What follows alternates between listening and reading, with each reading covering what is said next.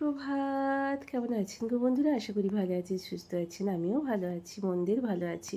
তো আজকে আপনাদের সুস্থতা কামনা করে শ্রাবণীর এমএস ব্লগে আপনাদের নতুন একটা ভিডিওতে চা দিয়ে শুরু করলাম। তো চলুন, এবার আজকে সকাল সকাল সকলেই উঠে পড়েছে। আজকে তাই সকালে একেবারেই চা করে ফেলছি। আজকে সোমবার তো বাবার বাদ নিরামিষও দিন আজকে। তো সেটা তো এখন পরের কথা, কিন্তু আজকে সকলের অফিস আছে। দুদিন পর বা বিষয়টা একটু মন্দের ভালো, অফিস যেতেই হবে বন্ধুরা, না গেলে হবে না জানেন তো। তো চলুন সবারকার ঘরে ঘরে চাটা আগে পৌঁছে দিই। কেউই এখনও ওঠেনি, আমি উঠে পড়েছি। ঘড়িতে বাজছে এখন ঠিক আপনার 5:40 নাগাদ। সবাই তাড়াতাড়ি আজকে উঠে পড়বে। আজও সকলের শরীরটা বেশ ভালো নয় বলে একই রান্না আজকেও করলাম। তবে গাঁদাল পাতাটা ওদের ঝোলেতে দিইনি, আমার খেতে ভালো লাগে বলে প্রত্যেক দিনই তো আমি আমার ঝোলেতেই, আমার ধরুন যে ঝোলটা রইল, বাচ্চাও খেয়ে চলে গেছে, বাবি চলে গেছে আজকে অফিস। তো বাবিকে লাঞ্চে দিয়ে দিলাম। শরীরটা বাবির একদমই ভালো নয়, কিন্তু বাধ্য হয়েই দুদিন বাড়িতে আছে, তো বাধ্য হয়েই যেতে হলো। কিছু করেনি, পরের কাজ করতে গেলে শরীর যতই খারাপ হোক বন্ধুরা, তো সেখানে কোনো ছাড়াছাড়ি থাকে না। যেমন সংসারে আমাদের মেয়েদের, ও তো মেয়ে, তাই ওকে অনেক শক্ত হতে হবে। এরই নাম জীবনযুদ্ধ। জীবনযুদ্ধ জয়ী হতে পারে, সর্ব জায়গাতেই মানুষ জয়ী হতে পারে বন্ধুরা। আর তো চলুন, এদিকে আমার জন্য একটু চা বানিয়ে দিয়েছি। ওরা সবাই যে যার মতো অফিসে বেরিয়ে পড়েছে। আর আমার বেশ কিছু বাসন এখানে মাজা হয়ে গেছে, আরও কয়েকটা বাসন আছে, ভাত তো হয়ে গেছে। তো আপাতত এই হয়েছে, আরও রান্না বাকি আছে। তো চলুন, ঝোলটা হয়ে গেছে, এবার ঢেলে ফেলে এবার একটু ভাবছি একটু শাক ভাজবো। তারপরেই চলে এলাম, ঘরদোরগুলো পরিষ্কার করে ঝাঁটপালা দেওয়া হয়ে গেছে। এবার বাকি আছে শুধু ব্যালকনিটায়। তো চলুন, বেশ কিছু ওই যে পাতা তুলে নিয়ে এসেছিলাম, গাঁদাল পাতা, সবটা লাগলো না। অফুরন তো আছে তো বন্ধুরা, তাই ফেলে দিলেও কোনো কষ্ট নেই। মানে ওখানে গাঁদাল পাতা গাছগুলোকে স্প্রে করে মেরে দিচ্ছিল ঘাস মারা দিয়ে, কিন্তু তাতেও দেখছে আবারও হয়েছে এরকম ল করছে পাতাগুলো। এই গাঁদাল পাতা খুব খাওয়া উপকার গো বন্ধুরা। গা হাত পায়ে ব্যথা যন্ত্রণা অনেক কম হয় একটু ঝোল খেলে, তারপর বেটে একটু বড়া করে খেলে, যে যেমন রেসিপি বানিয়ে খেতে পারবে, খুব ভালো। একটু ডাল দিয়ে করলে। আর কাঁচাকুচিগুলো এখানে কেচে রেখে দিয়েছি, এবার দিয়ে আসবো শুকোতে। তো চলুন, ব্যালকনি গার্ডেনটা আগে পরিষ্কার পরিচ্ছন্ন করে নিয়ে, ঝাঁটপালাটা শেষ করে নিয়ে, তারপরে একেবারে নেবে শুকোতে দিয়ে চলে আসবো বন্ধুরা। স্নান টান করেই চলে এলাম বাবার সামনে, মায়ের সামনে। নিজের সারা দিনের মনের যত জ্বালা যন্ত্রণা, অভাব অনটন, সংসারের পরিস্থিতি, সব কিছু তো ওকেই জানানো যায়। ওকে ছাড়া কাকে জানাবেন? মানুষ অনেক কিছু দিতে পারে, কিন্তু মানুষ শান্তিটা ঠিক আপনার মনের শান্তিটা এনে দিতে পারবে না। তাই এদের কাছে সামনে দাঁড়িয়ে যদি আপনি আপনার মনের কথা জানাতে পারেন, অনেক শান্তি। সোমবার ভোলা বাবার জন্মবার, তো কয়েকটা দুব্ব নিয়ে নিয়েছি, কয়েকটা বেলপাতা নিয়ে নিয়েছি। আজকের বারে যদি বাবাকে মধু, দুধ এবং ঘি দিয়ে চান করানো হয়, স্নান করানো হয়, তারপরে মাথার ওপর বেলপাতা, দুব্ব আর আতপ চাল দিয়ে পুজো করা হয়, তো অনেক ভালো। নিজের ভালো, নিজের সংসারের ভালো, সব কিছুর ভালো। তো চলুন, বাবার পুজো করতে করতে আপনাদের সঙ্গে দুটো কথাই বলে নিই। তো এইসবগুলো আমাদের সংসারের জন্য, নিজেদের জন্য করতে হয়, সংসারের শান্তির জন্য।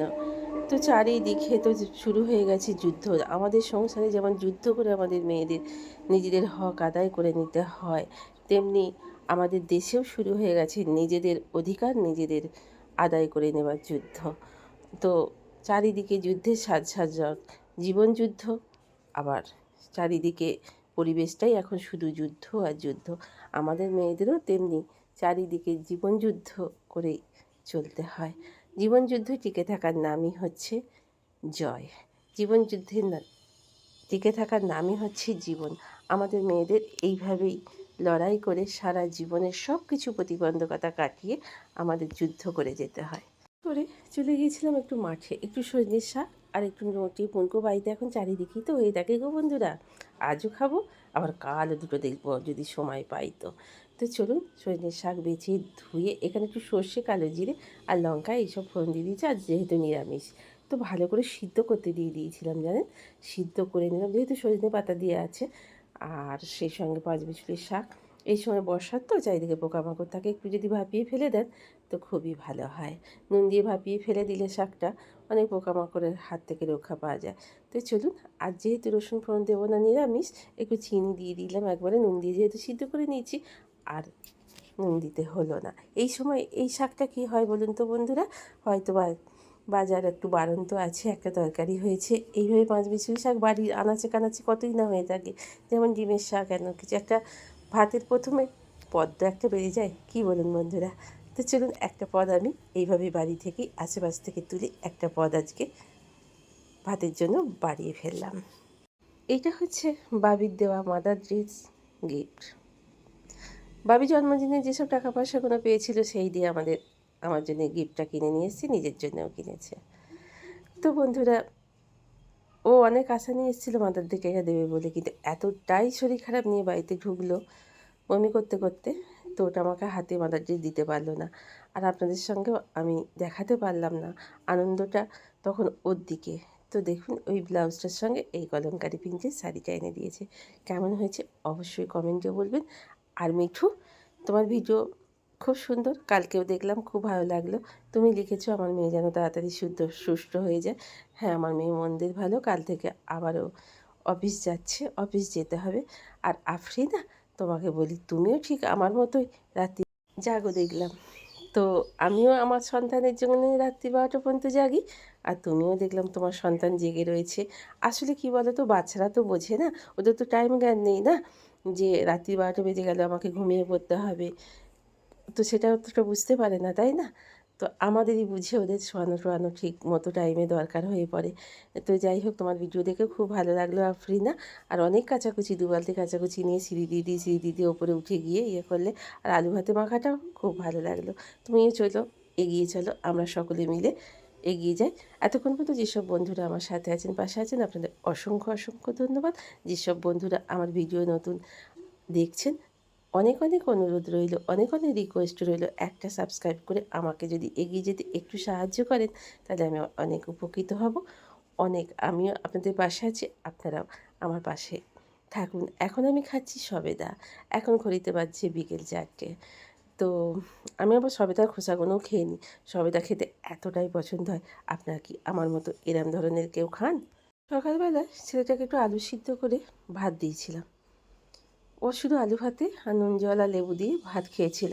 সেই আলু একটা ছিল, ওকে দিলাম চানাচুর দিয়ে তেল মেখে মুড়ি দিলাম, আর আমি এই আলুটা একটুখানি ভাজা মশলা, 5 ফোড়ন, লঙ্কা টঙ্কা, জিরে, ধনিয়া দিয়ে যে ফোড়নটা করে রেখে দিয়েছিলাম, সেইটা দিয়ে একটু আলুটা ভেজে নিলাম, আর একটু অল্প করে চানাচুর আর অল্প একটুখানি মুড়ি। সন্ধ্যেবেলা একটু না খেলে খিদে পাই গো বন্ধুরা, সেই কখন 12:30টার সময় খাই। আর এদিকে ভীষণ মেঘ ডাকছে, বীভৎস মেঘ ডাকছে। স্বামীটা সন্তানটা বাড়ি না আসা পর্যন্ত না, আমার সবসময় কী মনে হয় বলুন তো, বেলা 9টা থেকে জল বৃষ্টি শুরু হোক বিকেল 5টা পর্যন্ত, আবার ওদিকে রাত্রি 12টার পর থেকে শুরু হোক সকাল 5টা পর্যন্ত। কিন্তু আমাদের কথা কি উনি শুনবেন? উনি আমাদের কথা শুনবেন না। তো চলুন, টিভি দেখতে দেখতে এবার বসে পড়ি। জামা কাপড়গুলো তুলে নিয়ে এসে রেখে দিয়েছি, এখনও গুছোনো হয়নি, গুছোবো, খাওয়া দাওয়া করে নিই, ততক্ষণ পর্যন্ত কারেন্ট যদি থাকে তবেই। আর জলঢালা ভাত বেশ করে জল দিয়ে রেখে দিয়েছি বিকেলবেলা, ভাতগুলো বেশ, জলঢালা ভাত কী হয় বলুন তো বলছে, একটু যদি ফুলে ফেঁপে না ওঠে, জলঢালা ভাত খাওয়ার অনেক অপশান থাকে, কী বলুন বন্ধুরা, পেঁয়াজি, ছাতু মাখা, আলু পেঁয়াজ ভাজা, চানাচুর মাখা, চপ দিয়ে মাখা দিয়ে অনেক ভিজে ভাত খাওয়া যায়। ভিজে ভাতটা একটু জল দিয়ে ভিজিয়ে রেখে বেশ একটু ভাতটা ফুলে ফুলে উঠবে, ওহ তবেই তো পেট ঠান্ডা। কিন্তু আজ মনে হচ্ছে ঠান্ডা করেই দেবে, যা মেঘ ডাকতে শুরু করেছে। তো চলুন, এখন থেকেই, বাবি তো বললো ওখানে বর্ধমানে শুরু হয়ে গেছে জল বৃষ্টি, বাবাও তাই বলছে বইচিতে জল বৃষ্টি শুরু হয়ে গেছে। তো চলুন, সন্ধ্যের সময় মুড়িটা খেয়ে নিই।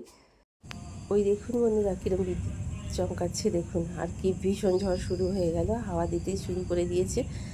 তো এখনও পর্যন্ত কেউ এসে পৌঁছালো না, এখন ঘড়িতে বাজছে 8:30, সেই সন্ধ্যে থেকেই হবে সেই থেকেই বিদ্যুৎ চমকাচ্ছিল।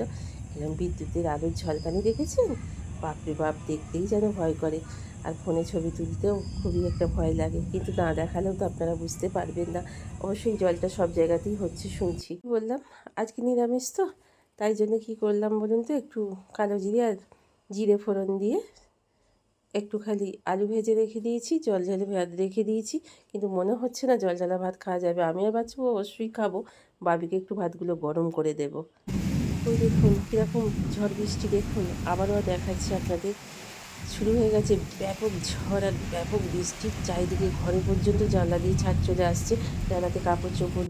তো যাই হোক, ভিজে ভাতই খাচ্ছি এখানে। বাচ্চুবাবুর ভাত বেড়ে ফেলেছি, বাতিটা জেলে রেখে দিয়েছিলাম, তার মধ্যে কারেন্ট এসে গেল। আমার ভাত এদিকে, বাচ্চুবাবুকে ভাত দিয়ে দিয়েছি, আর বাবির ভাতটা একটু গরম করে দিলাম। বাবি ভিজতে ভিজতে বাড়ি এলো। তো ব্যাপক ঝড় বৃষ্টি শব্দ হয়ে গেল। বাচ্চুবাবু ঝড় বৃষ্টির মধ্যে স্টেশনে নেমে দাঁড়িয়েছিল, বাবিটাও এসে পড়লো। তো আমাদের আলু ভাজা দেখালাম, আর জল ঢালা ভাত সেই বিকেলবেলায় 5টার সময় জল দিয়ে দিয়েছিলাম। ভিজে ভাতটা একটু ফেপে ফুলে না ঝোল হয়ে উঠলে খেতে ভালো লাগে না, কিন্তু এখন খেতে গিয়ে মনে হচ্ছে বেশ ঠান্ডা ঠান্ডা। আর তো যাই হোক, খেতে কিন্তু ভীষণই ভালো লাগলো। তো চলুন, আজকের মতো ভিডিওটা এখানে শেষ করছি।